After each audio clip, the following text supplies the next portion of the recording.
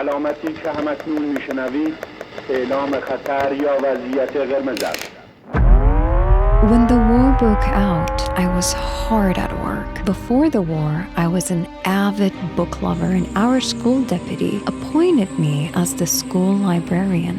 In that time, I would loan out the cassettes that contained Imam Khomeini's orations and speeches, as well as those of other scholars, to the schoolgirls. When the war broke out, every day after school, I went to the Basij base. During the evenings, I was busy weaving crochet hats for the combatants on the front lines.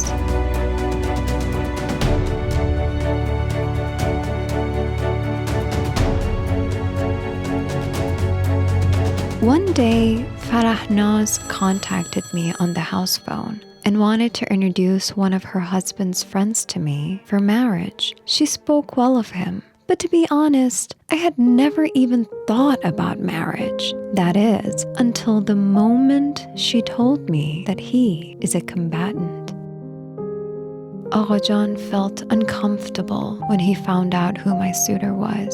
"Don't even mention it. We're very different," he said. I kept insisting.